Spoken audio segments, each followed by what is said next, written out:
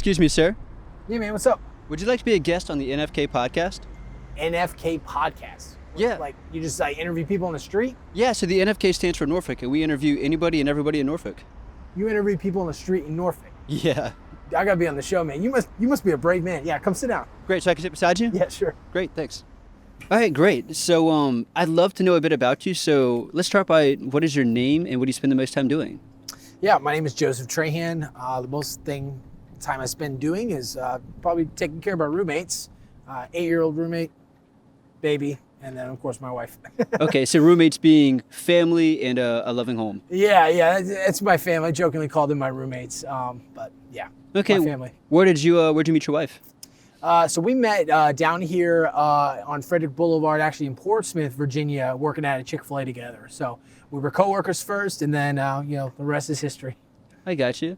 Have you stayed in the same career, or has your career path changed over the years? Career-wise, oh my gosh. Well, I started with Chick-fil-A. I thought I wanted to be a Chick-fil-A operator. I did that for about 7 years, and then quickly pivoted to addressing life in Norfolk, Virginia Beach area, which was like military, medical, or sales. So those were like the three industries. So I wasn't, strong enough to do military, wasn't smart enough to do medical. So I said, I guess I'm dumb enough to do sales. So I got my real estate license and been a realtor in the area ever since. Okay, I want to acknowledge the level of humility there. That you're not strong enough to be in the military. I think it would have been a great fit. But how has real estate treated you locally?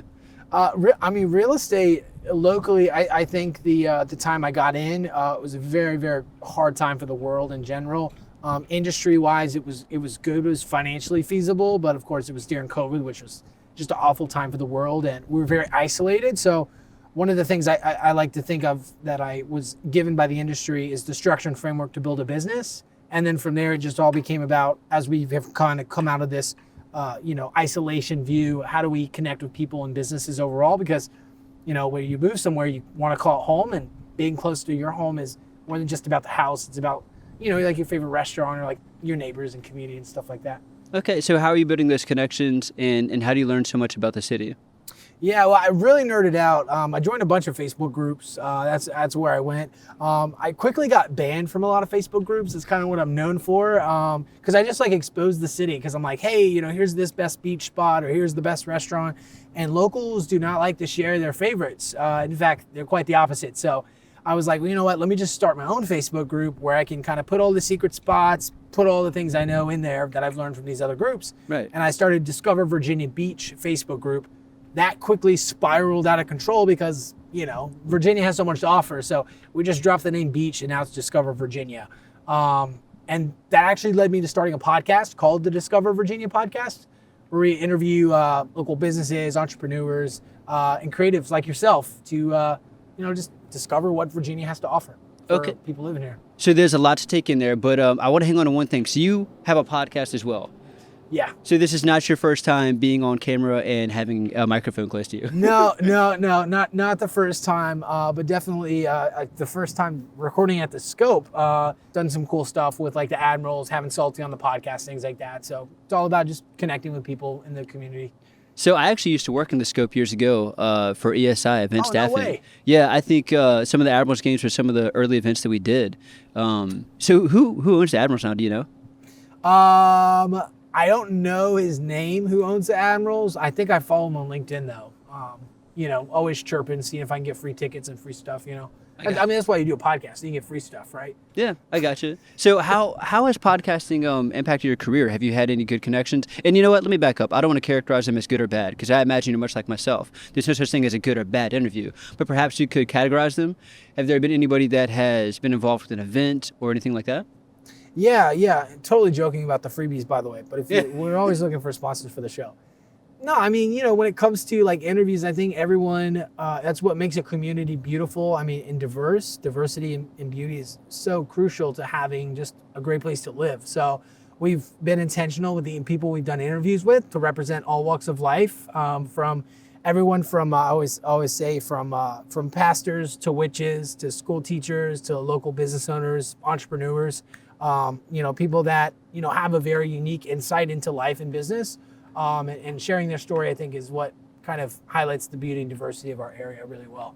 Wow, that is incredible. So I'd like to back up. I don't know if I answered your question there, but that's kind of the gist of the show. No, it was great. So I'd like to back up. So I imagine since you created a Facebook group, you were not banned from that one, right?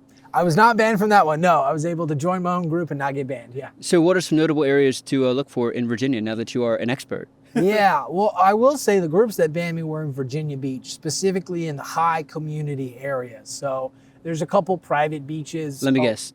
Croatan and Sandbridge? Croatan, well, believe it or not, Croatan, that one is definitely a good place to film a music video or something like that. And I always say, because they have the beautiful, luxurious houses. But Sandbridge, yeah, that was the one. Sandbridge Living was the group that was just like, no, you can't share this information. And that's very much fits the vibe, because the history of Sandbridge, if I may share that real quick. Sure. They didn't really join like city funding until like the late 80s into the early 90s. So they were pretty much an independent conglomerate of Virginia Beach. Now, Virginia Beach joined Princess Anne County, which was in the 80s, which is different. That was when we desegregated. But this was a little bit different. This was a little bit of that and a little bit of remnants of, what they found to be independence of the city. Well, all their plumbing started messing up, and they realized plumbing was a lot of money, and with the constant erosion of the beach, people had to, rely on the city for that. And I think that's a beautiful partnership. That's how cities add value to community members, because they can cover the city water and sewer and things like that. So that ultimately, led me to kind of learning more about Sandbridge. They used to also race Jeeps and dune buggies. Really? I think that was the coolest, up until like the mid 90s. Yeah. Because I think they still do that in like Nag's Head, but it's almost, you never see that around here. Yeah, well, it was, quote, illegal, right, to be doing at the time. It was like street drag racing on the beach. OBX, I think, has some more structured stuff now, but yeah, Sandbridge is definitely a hidden gem. Another cool thing about Norfolk is the pagoda. That's it's like Oriental space, right? Yeah. The governor of Taiwan came here in the 1980s, and connected with the city to open up trade relations. So they built the pagoda and funded that. The Taiwanese governor at the time, to say, hey, we're serious about doing business with Norfolk. We're right here in the harbor. So yeah, those are the two really cool spots I always like to point out to let people know about what's going on and the history, behind it. It's a beautiful place. I didn't know it was, they had ties to Taiwan. Have they actually done business locally? Is that something they delivered on? Yeah. So as far as the actions and fall through of the local governance, I'm not too sure. I recently connected with I think Miss Madeline's her name, but she currently oversees the nonprofit organization that keeps the building, maintained. Okay. So yeah, but that'd be a good question. Maybe a good interview for your next one as well. For sure. Now, I'd love to back up. You said you interviewed a lot of entrepreneurs also on your podcast. Yeah, a lot of entrepreneurs, a lot of business owners, absolutely. So what is the general consensus? Is it easy to build a business here in Virginia? Is it difficult? What are some challenges? We've had the pleasure to speak to some of the top businesses in the area. For example, Born Primitive, which is like a commercial retail clothing line. Matt Bach is another one. Both of those are former military service members that founded their headquarters here.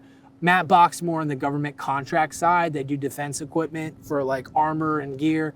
Matt Bach's more of like, gym clothes, if you will. Yeah. It goes way beyond that, but that's a general gist. So I think it's really possible. Another cool thing is like the female entrepreneurship landscape as well, because there's more, it seems, from a macroeconomic scale, more female entrepreneurs than male entrepreneurs. We don't see that too much in the corporate structure, although it is starting to change. It's growing, which is great. Absolutely. So we got to speak to Christina was her name, with the breeding company. Okay. So she does the VP of marketing there. So we got to chat with her a little bit of what it was like in her industry and her business, and also like just what they're doing from a micro level of providing housing and affordability and also accessibility to the area. Yeah. Which is really neat as well. So there's just multiple layers of business, and I think overall it's a great place for a business. However, if we lose sight of like the expectations and caliber of business, that's when we can get in trouble, because we become complacent. We used to be number one for business, now we're number two. Big whoop. These are a lot of these made up things. We being who exactly again? The state of Virginia. The state of Virginia. The number one for business, yeah. Wow, I didn't know that. Yeah, we were last year, and then North Carolina took the number one spot. Wow. But yeah, I mean, I think it goes back to just maintaining, good economy, maintaining just good, healthy ecosystem, friendly competition. Those kind of things are important. So I wonder what unique things about Virginia contribute to us being a leader for business in the country. Have any of the entrepreneurs shared that with you?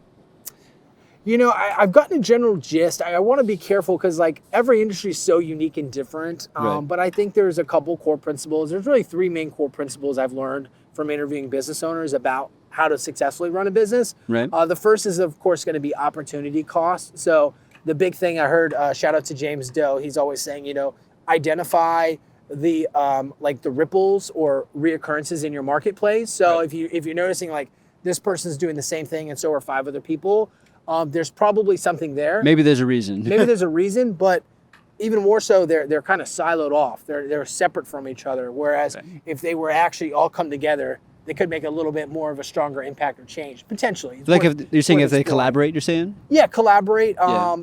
And then that's the next piece I'll talk about. So there's a huge difference in the way in which we work together. I think it's important to distinguish between collaboration and partnerships. Right. Collaborations are free, partnerships are paid, right? So Okay. collaboration is kind of like what we're doing, you offering some of your time, talk to me, and vice versa. A partnership is more so of we're heading towards the goal of selling a property, right? Or selling a t-shirt or something like that nature. Okay. So that would be the second one. And then the third is, of course, being able to be a good listener. It's like trivial. It's like, okay, you should be a good listener. Great. What does that mean? I think it means to listen to what your city is saying, listen to what the community is saying, and also listen to, what other cities and localities are saying as well. And Yeah. discerning that information overall, I think is really, really helpful way to do business. And from the folks we've interviewed, there's been great resources and tips for that. And what I like about being a good listener and active listener is that could also take place, within an organization, a business, or even down to an individual level, which I believe you're doing with the podcast. Now, do you believe that helps build a personal brand, and is that important in today's ecosystem? Oh yeah, absolutely. I think personal branding is going to become a jargon keyword, just like every other word, like AI has been in the 2020s and beyond. But I think personal branding is really key, and what that means is being able to help you distinguish who you are as an individual, as a business owner or an entrepreneur, or as the face of an organization like a nonprofit. Right. Many people recognize that there are nonprofits in the area, but until you see someone handing out a water bottle in the heat of Virginia summer, it doesn't quite click, at least for me. Right. So it's great to see things in action, and I think video is a great way to build personal brands Build and also trust, yeah. build trust with your audience as well. Yeah, absolutely. Yeah, okay. Well, I'm curious, where do you actually record your podcast at? Yeah, so we had a great partnership with a company in Virginia Beach for a while, and now we've kind of taken the show on the road. So we've been recording down here at the Selden Marketplace. We've also done a couple shows on location. So we shot an episode over at the Pagoda. So if you want to check that out, the Discover Virginia podcast. Okay. We got some footage of the garden and everything that they have over there. My favorite one though, Levi, my favorite interview I've done was at the Quirk Hotel though. The Cork Hotel? Where's Quirk that? Hotel. It's a historic hotel, but it used to be a shopping center built in the 1920s up in downtown Richmond area. Okay. They had this beautiful garden, and they had this really nice gallery for art, and also like a seating area that we could sit at and do the interviews. So that was probably my most fun interview because it was such a beautiful place. It really complemented the conversations we had there. That's great. So the resources at the Selden Arcade, are those free resources for people to use? Yes, absolutely. Shout out to the Slover Library. They have their whole creative studio. It's completely free to use. They open right around 12. So if you need to record content, do a photo shoot, at like from 12 to 5 days a week, they have a podcast space. They have a photo shoot space, and they also have like an audiobook space too. So if you were looking to do like create your own podcast or record an audiobook or do a photo shoot, you have all those resources there totally for free. That's great. So are you actually able to access it by the light rail here? Can we actually like ride over there and go check it out? Yeah, sure. I mean, we'll see why not. Great. Let's go check it out. Sweet.